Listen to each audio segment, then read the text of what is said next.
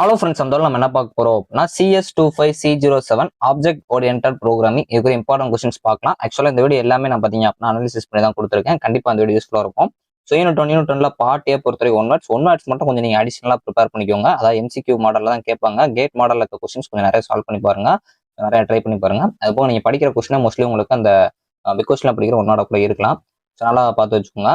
So அதுக்கப்புறம் உங்களுக்கு unit 1 3 marks பொறுத்த வரைக்கும் கேரக்டரிஸ்டிக் ஆஃப் ஊப்ஸ், இது ரொம்ப ரொம்ப முக்கியமான நல்லா படிச்சுக்கோங்க.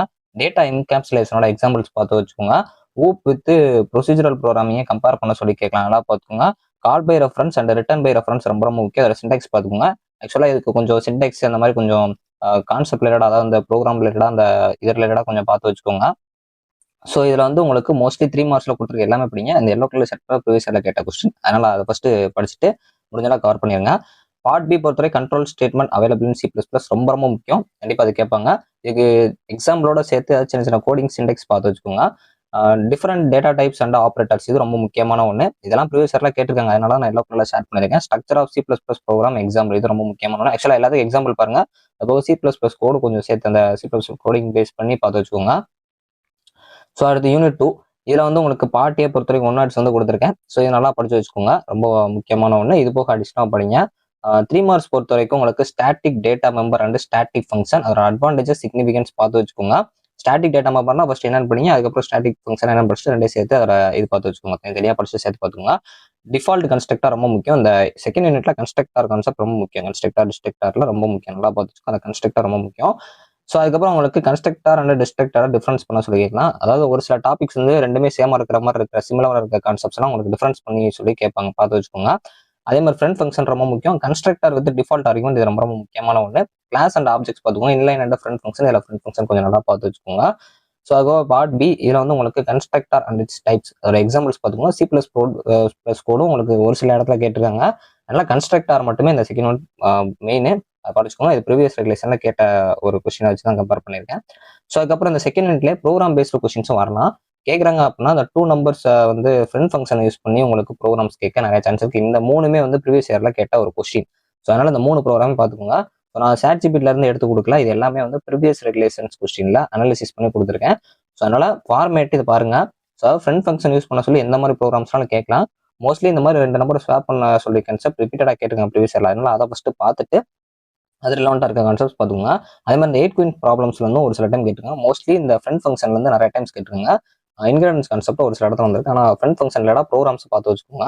ஸோ யூனிட் 3 பார்ட் ஏ பொறுத்த வரைக்கும் 1 வேர்ட்ஸ், இது கொஞ்சம் நல்லா படிச்சுக்கோங்க. இந்த இன்கிரிடியன்ஸ் கான்செப்ட்ஸ், இந்த காம்பினேஷன் இதெல்லாம் பார்த்து வச்சுக்கோங்க.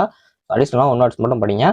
ஸோ அதுக்கப்புறம் வந்து 3 மார்க்ஸ் பொறுத்த வரைக்கும் operator overloading and enlist operators, இது ரொம்ப முக்கியமான ஒன்று. இந்த கொஸ்டின் வந்து ரிப்பீட்டட், இது நிறைய கொஸ்டின்ல ப்ரீவியஸ் இயர்ல கேட்டிருக்காங்க, நல்லா பார்த்துக்கோங்க. இன்கிரிடியன்ஸ் என்னன்னு கேட்கலாம். ஃபங்க்ஷன் அண்ட் ஆப்ரேட்டர் ஓவர்லோடிங்கோட டிஃபரன்ஷியேட் பார்த்துக்கோங்க. Function overloading and operator overloading தனித்தனியாக படிச்சுட்டு டிஃபரன்ஸ் படிச்சுக்கோங்க. பார்ட் பி பொறுத்தவரை இன்கிரிடியன்ஸ் அண்ட் டைப்ஸ் ரொம்ப ரொம்ப முக்கியம். எக்ஸாம்பிள் பார்த்து வச்சுக்கோங்க. அதே மாதிரி operator overloading and it's types, இந்த ஆப்ரேட்டர் ஓவர்லோடிங் அடிச்சு தோச்சு ரிப்பீட்டடு, நல்லா பார்த்து வச்சுக்கோங்க. ஸோ அதான் நான் சொல்கிறேன், இது எல்லாமே வந்து ப்ரீவியஸ் இதில் கேட்டிருக்காங்க, சும்மா வந்து நான் கொடுக்கல. அதனால எல்லோ கலர் செட் பண்ணலாம் ப்ரீவியஸ் இயர் கொஸ்டின். அதனால அதை ஃபஸ்ட்டு படிச்சுட்டு முடிஞ்சளவு டைம் இருந்தால் ரெட் கலர்லையும் படிச்சிருங்க. பேலன்ஸ் இருந்தால் எல்லாத்தையும் கவர் பண்ண பாருங்க. இதுலையுமே ப்ரோக்ராம்ஸ் ரிலேட்டாக கேட்டிருக்காங்க. அந்த ஹைரார்ச்சிக்கல் இன்கிரிடியன்ஸ் வச்சு கேட்டிருக்காங்க, நல்லா பார்த்துக்கோங்க. ஓவர்லோடிங் பேஸ்ட் கான்செப்ட்ஸும் வந்திருக்கு. ஸோ பார்த்துக்கோங்க. ஆனால் வந்து மோஸ்ட்லி நல்லா படிச்சிருங்க எல்லாமே, ப்ரோக்ராமிங் கான்செப்டாகவும் தியரிட்டிக்கல் கான்செப்டாகவுமே. ஸோ அடுத்து வந்து யூனிட் 4, இதில் வந்து பார்ட் ஏ பொறுத்த வரைக்கும் 1 வேர்ட்ஸ் வந்து நான் கொடுத்துருக்கேன். இதில் வந்து இந்த விர்ச்சுவல் ஃபங்க்ஷன் ரொம்ப ரொம்ப முக்கியமாக இருக்கும். ஸோ இப்போ 3 மார்க்ஸ் பொறுத்த வரைக்கும் பார்த்தீங்க அப்படின்னா விர்ச்சுவல் ஃபங்க்ஷன், அதோட யூசேஜ் நல்லா பார்த்துங்க. இது ரிப்பீட்டட், விர்ச்சுவல் ஃபங்க்ஷன்ங்கிறது ரிப்பீட்டடாக கேட்டிருக்காங்க.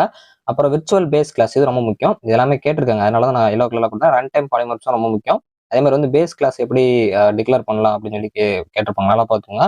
பார்ட் பி பொறுத்தவரை விர்ச்சுவல் ஃபங்க்ஷனோட example, virtual function repeated. Virtual function இந்த 4th யூனிட்ல படிச்சீங்கனாலே போதுமானது. எக்ஸாம்பிள் பார்த்துக்கோங்க. பாலிமார்ப்ஸும் ரொம்ப முக்கியம், அதோட எக்ஸாம்பிள் பார்த்துக்கோங்க. பாயிண்டர் வித் அரித்மெட்டிக் ஆபரேஷன்ஸ் பார்த்து வச்சுக்கோங்க.